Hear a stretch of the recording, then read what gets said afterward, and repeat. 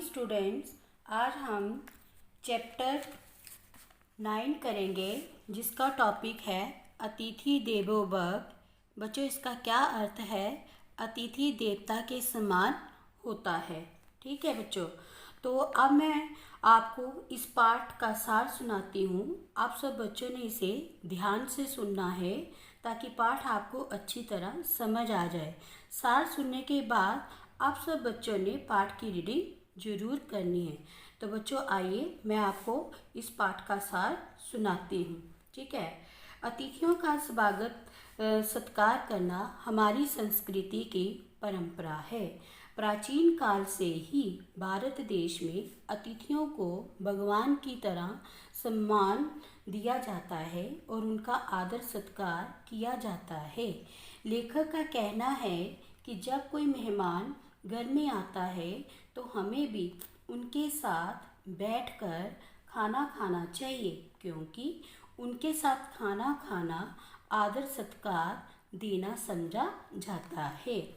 पुराणों में भी कई कहानियाँ मिली हैं जिनमें अतिथि सत्कार की महिमा अपनी चरम सीमा पर है। लेखक ने अतिथि के लिए एक दूसरा शब्द गढ़ा है। वो क्या है बच्चों? असमय। असमय का अर्थ है जिसका समय ना हो, जो जब चाहे आ जाए और जब चाहे चला जाए। और अतिथि का अर्थ है जिसकी तिथि ना हो, अर्थात आने का दिन निश्चित ना हो, मतलब कि जो बिना पूर्व सूचना के अचानक टपक पड़े। ठीक है। लेखक कहता है कि वह अतिथियों के आने से नहीं घबराता, पर असमय से जरूर कांपता है। क्यों कांपता है? क्योंकि वह कामकाजी है। बच्चों, लेखक ही क्यों, हम सब भी तो कामकाजी हैं, काम करने वाले हैं। ठीक है। व्यस्तता के मारे हम सब भी परेशान हैं।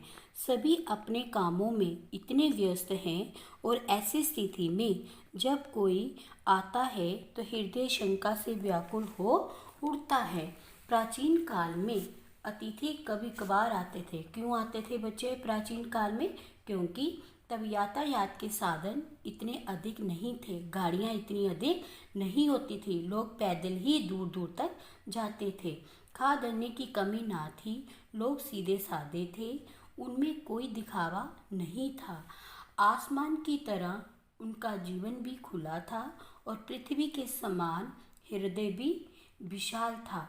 अतिथियों का आना आनंद का मूल था या कारण होता था।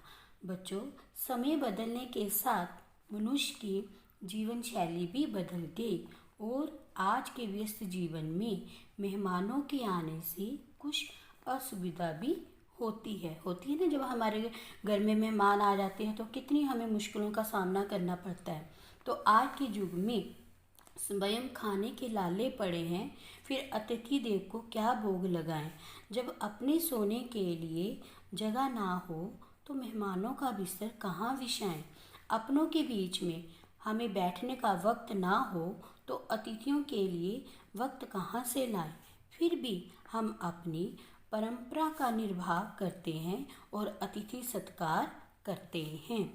लेखक कहता है कि वह वेद व्यास के कथन को झूठा साबित कर सकता है कि महाभारत के समान और कोई ग्रंथ नहीं है। यदि वह चाहे तो अतिथियों की इतनी अधिक विशेषताओं का वर्णन कर सकता है कि एक और महाभारत लिख सकता है। ठीक है।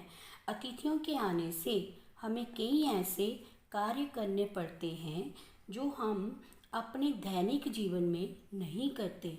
आज के व्यस्त जीवन में अतिथियों के आने पर उनके रहने व खाने पीने की व्यवस्था करनी पड़ती है, जो कि बहुत ही कठिन कार्य लगता है, क्योंकि हम सभी भी जीवन शैली व्यस्तता के कारण पूरी तरह से बदल चुकी है।